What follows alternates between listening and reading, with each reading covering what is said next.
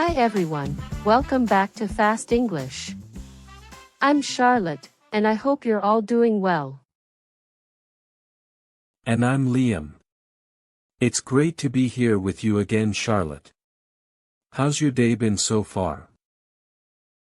It's been great, Liam. Always fun getting to do this with you. How about you? How's everything going? Can't complain. I've been looking forward to this episode. Last time, we had such a great conversation about going to college versus starting a business. Absolutely. If you missed that one, no worries. Just check the link to the last episode at the top. Yeah, definitely. Listen to it. In it, we had a hot debate about going to university versus starting a business. And today, we've got something new and exciting, starting a business versus traditional employment. A topic relevant to the previous one. I'm really happy to be presenting these podcasts, which are designed with the goal of improving your listening and speaking skills, as well as your vocabulary and grammar.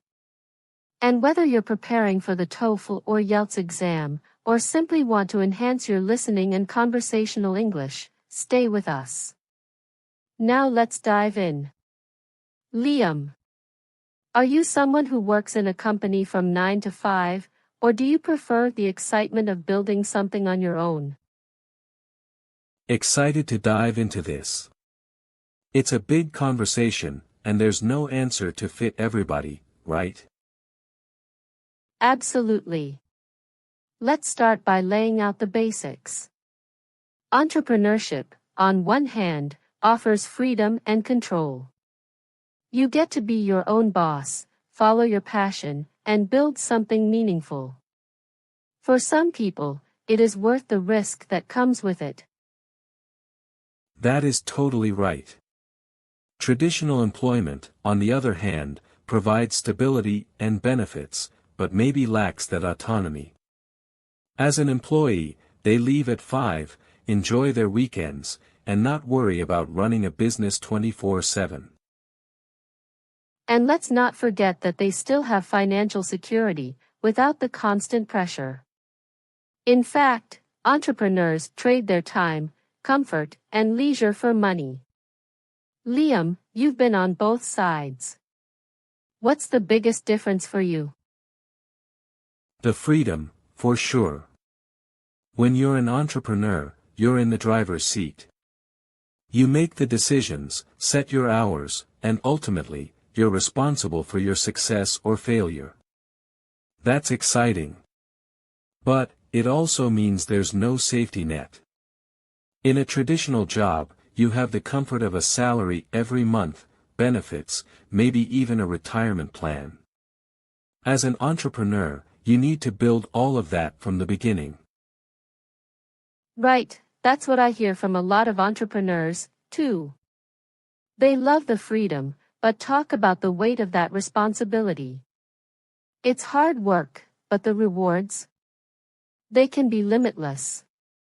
You're not just working for a salary, you're creating wealth, building a legacy. They want to leave something behind. Yet, I think there's one thing that's been underestimated, and it's the mental load, like constantly thinking about your business. Totally. I remember when I first started my business, it was 24/7 in my head. Even on weekends, it's hard to fully disconnect. But what you said about leaving a wealth behind, though appealing, seems a bit unrealistic. Look. How many entrepreneurs actually make it? The majority struggle for years, with no guarantee of success. But I think that's where passion comes in. If you're truly passionate about your idea, it feels less like a burden and more like, I get to do this. And I think that's one of the biggest pulls for entrepreneurship, working on something you truly believe in. But let's talk about traditional employment. Some people find comfort in framework, stability, and a clearly defined role. There's less pressure to make things happen. What do you think are the real advantages of staying in a 9 to 5? Oh, definitely. I'd say the biggest advantage is that you don't have to worry about so many moving parts. In traditional employment, you have a focused role. You get your salary, whether or not the business has a tough month. And there's something to be said for a steady career progression. You know where you'll be in a few years if you stay the course. Exactly. And let's not forget other advantages like healthcare and paid vacation. For some people, that's really appealing. Not everyone wants to deal with the ups and downs of running a business. But then again, doesn't that framework sometimes feel limiting? Like, you're stuck in a box you didn't build? Yeah, that's the flip side. I felt that towards the end of my corporate job. There was always this voice in the back of my mind saying, you could be doing something different, something bigger. But not everyone feels that way. And I think that's key, knowing yourself. Do you thrive in an environment where you're given a roadmap, or do you want to create your own? Exactly. It comes down to what makes you tick. Some people love that sense of stability and the ability to register their departure at the end of the day, while others crave that autonomy and potential for growth.